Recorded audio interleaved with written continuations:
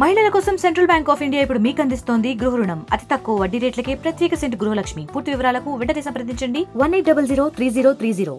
ప్రస్తుతం ఇప్పుడు విజయవాడ శివారు ప్రాంతం వాంబే గృహాల దగ్గర అయితే ఉన్నాము. ఇక్కడ మన పరిస్థితి చూస్తూనే ఉన్నాము. ఇక్కడ ఇప్పటికీ లోతట్టు ప్రాంతాలు ఉండడం వల్ల సహాయ సహకారాలు అయితే ప్రభుత్వం నుంచి అందుతుంది. వారికి కావాల్సిన ఆహారం అయితే ఇక్కడ అందిస్తున్న పరిస్థితి చూడవచ్చు.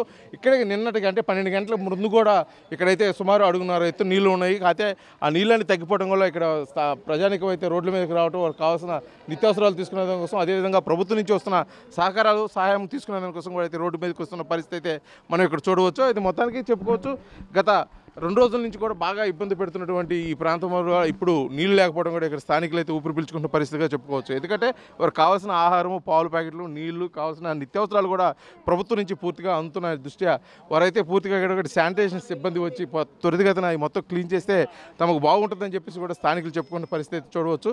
ఇక్కడ మనతో పాటు ఉన్నారు అధికారి, వారు మాట్లాడి తెలుసుకుంటే, సార్ చెప్పండి, ఇది ఎన్ని రోజుల నుంచి జరుగుతుంది? ఇప్పుడు ముఖ్యంగా నిన్నటికి వాటికి వాటర్ ఫ్లో ఎంత తగ్గింది? ఇక్కడ వాటర్ ఫ్లో బాగా ఎక్కువ ఉందండి. ఇప్పుడు వాళ్ళకు తగ్గింది. అంటే మేము బండ్లు కూడా లాంగ్ రావడానికి లేదు. ఫస్ట్ ఇక్కడ దాకా వచ్చింది బండి, మొన్నటిదాకా అయితే సంచూర బండి ఆకపోతే అక్కపాపం వచ్చి జనాలు తీసుకునేవారు. ఇప్పుడైతే పర్వాలేదు, లోన్కి వెళ్తుంది. ఫుడ్ మటుకు సప్లై చేస్తుంది. ఏలూరు మున్సిపల్ కార్పొరేషన్ నుంచి ఇచ్చిన ఫుడ్ అండి ఇది. అండి మొత్తానికి రోజుకి ఎంతమందికి ఇక్కడ డిస్ట్రిబ్యూట్ చేస్తున్నారు? డిస్ట్రిబ్యూట్ అంటే ఇప్పుడు మటుకు లాంగ్ రాగలిగాము. ఇంతవరకు సంచూరే పాపం జనాలు రాలేదు బయటికి, ఇంతవరకు బయటికి ఎవరు, ఇప్పుడు వచ్చారు పాపం. అయితే నిన్నటికి ఇవాళకి పరిస్థితి మెరుగుపడింది, కొద్దిగా మెరుగుపడింది అండి. పర్లా మాకు ఇంకా లోన్కి వచ్చిందంటే ఇంకా మెరుగుపడింది కొద్దిగా. ఇంకా లోన్కి వెళ్తాం కష్టం అయిపోతుంది. ఇంకా లోన్ చాలా మంది జనాలు ఇవ్వాలి, వాళ్ళకి ఇవ్వలేకపోతున్నాం. ఇక్కడ దాకా వచ్చి మీరు ఇటువంటి సహాయం అందిస్తున్నారు, ఫుడ్ డిస్ట్రిబ్యూట్ చేస్తున్నారు, మీకు ప్రధానంగా ఎదురవుతున్న సమస్యలు ఏమైనా ఉన్నాయా? ప్రధానంగా మామూలు వాటరు, ఈ జనాలు పాపం మేము చెప్పిన పాయింట్కి వెళ్ళలేకపోతున్నాం. ఈ పాయింట్లోపే జనాలు ఎక్కేసి మొత్తం లాగేసుకుంటున్నారు బ్యాగ్లు. అంటే పాపం పరిస్థితి అలా ఉంది. ఈరోజు అయితే కొద్ది లోన్కి వచ్చాం, ఇంకా లోన్కి వెళ్ళి ప్రయత్నం చేస్తున్నాం. అయితే గత కొద్ది రోజులకి ఇప్పటికి ఉన్న పరిస్థితి అయితే మీరు మెరుగైంది కొద్దిగా. మేము లోన్ రాగలుగుతున్నాం, సప్లై చేయగలుగుతున్నాం.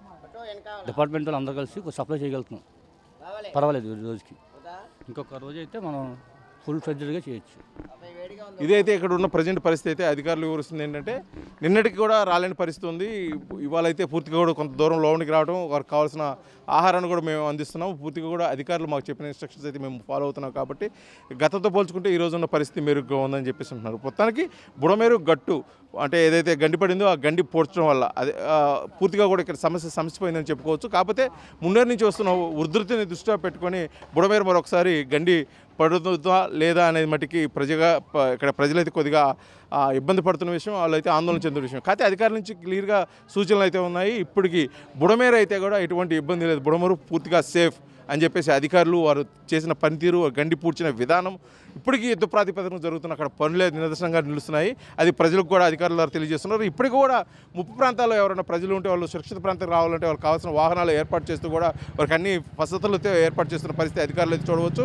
ముఖ్యంగా వరద ఉధృతి నుంచి కోలుకొని లోతట్టు ప్రాంతాల నుంచి బయటకు వచ్చిన వారికి కావాల్సిన నిత్యావసరాలు అయితే ఇప్పటికీ కూడా అధికారులు ఒక ప్రాతిపదికన 25 కేజీల బియ్యం, అదేవిధంగా నిత్యావసర సరుకులు, నూనె, చక్కెర, కందిపప్పు, వీటితో పాటు ఉల్లిపాయలు, ఆలుగడ్డ కూడా అందిస్తున్న పరిస్థితి.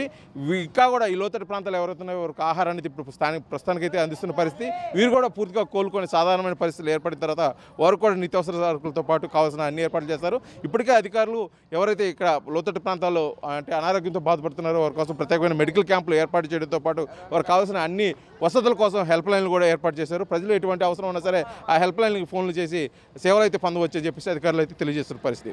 నిన్నటి వరకు కూడా కృష్ణా జలాలతోటి మునిగిపోయినటువంటి విజయవాడ లోతట్టు ప్రాంత ప్రజలను ఆదుకునేది కోసం రాష్ట్ర ప్రభుత్వం అయితే ప్రత్యేకమైన ఏర్పాట్లు చేయడం జరిగింది. దానికి సంబంధించి ఇప్పుడే అధికారులు అనేక ఇన్స్ట్రక్షన్స్ దఫల వారీగా ఇస్తున్నారు. ఎందుకంటే గత కొద్ది రోజుల నుంచి లోతట్టు ప్రాంతాలు పూర్తిగా జలమయ్యాయి. ఎందుకంటే బుడమేరు, గండ్లు పట్టడం, కృష్ణా వరద ఉధృతి రావడం కూడా. కానీ గత 2 రోజుల నుంచి అంటే నిన్న నుంచి కూడా వర్షాలు పడటంతో కూడా అధికారులు మరొకసారి కలవరం చెందిన పరిస్థితి. ఎందుకంటే ఇప్పుడున్న పరిస్థితుల్లో వర్షం పడితే మరొకసారి ఎటువంటి ప్రమాదం ముంచుకొస్తుందని చెప్పేసి కూడా అధికారులు చేస్తున్న ప్రయత్నాలు అయితే ఇప్పటికి ముమ్మరం చేస్తున్నారు. మనం చూస్తూనే ఉన్నాము విజువల్స్లో. పూర్తిగా కూడా లోతట్టు ప్రాంతాల్లో ఎవరైతే ఇబ్బంది పడుతున్నారో వారికి కావాల్సిన అన్ని వసతులు, ఫుడ్డు, వాటరు, వారికి కావాల్సిన మిల్క్ ప్యాకెట్లతో సహా కూడా వారికి అందించే ఏర్పాట్లు అయితే ఇక్కడ అధికారులు చేస్తున్నారు. సింగనగర్ ఇప్పుడు ఏదైతే వాటర్ తగ్గాయో ఆ ప్రాంతంలో ఒక డంప్ ఏర్పాటు చేసుకొని అక్కడి నుంచి కూడా డిస్ట్రిబ్యూషన్ కోసం అయితే ప్రత్యేకమైన చర్యలు తీసుకుంటున్నారు. అదేవిధంగా లోతట్టు ప్రాంతాల్లో ఎవరైతే సురక్షిత ప్రాంతాలకు రావాలనుకుంటున్నారో వారి కోసం కూడా ప్రత్యేకమైన వాహనాలు ఏర్పాటు చేసి వాళ్ళైతే తీసుకొచ్చే ప్రయత్నానికి అయితే అధికారులు అన్ని ఏర్పాట్లు చేయడం జరిగింది. కొంతమంది మేము ఆ గృహాల్లోనూ ఉంటాము, మేము గృహం విడిచి రాము అని చెప్తున్న నేపథ్యంలో వారి కోసం అని చెప్పేసి ఆహారం అదేవిధంగా వారికి కావాల్సిన నిత్యావసర సరుకులు అందించేందుకు ప్రభుత్వం అయితే ఒక చర్యలు అయితే చేపట్టింది. అందులో భాగంగా ఇక్కడికి సంబంధించి ఇక్కడ వ్యవహారాలన్నీ కూడా చూస్తున్నటువంటి డిప్యూటీ కలెక్టర్ శివరావు అయితే మనతో పాటు ఉన్నారు. వారు మాట్లాడుతున్నారు. చెప్పండి, ఈ సహాయ చర్యలు గత కొన్ని రోజుల నుంచి సుమారు 6 రోజుల నుంచి సింగనగర్ ప్రాంతాల ప్రజలకు అయితే జరుగుతున్న పరిస్థితి, ఇప్పుడు ప్రత్యేకించి ఎటువంటి చర్యలు చేపడుతున్నారు?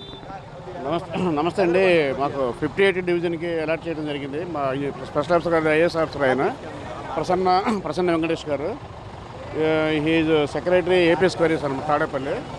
నేను వారి దగ్గర డిప్యూటీ కలెక్టర్ పనిచేస్తున్నాను. గత వారం నుంచి కూడా ఇక్కడే కంటిన్యూస్గా మా టీం మొత్తం కూడా స్టాఫ్ అంతా కూడా పనిచేయడం జరుగుతుంది. అలాగే వార్డు సెక్రటరీస్ నిరంతరం పనిచేస్తూ ప్రజలకు సేవలు అందించడం జరుగుతుంది. ప్రతిరోజు కూడా morning food, breakfast, lunch, dinner సుమారుగా ఒక 25,000 నుంచి 30,000 మందికి వరకు డోర్ డెలివరీ చేయడం జరుగుతుంది. త్రూ ట్రాక్టర్స్ వాటర్ ఉన్నప్పుడు కూడా 3 feet 4 feet వాటర్ ఉన్నప్పుడు కూడా ట్రాక్టర్లో తీసుకెళ్ళి డోర్ డెలివరీ చేయడం జరుగుతుందండి.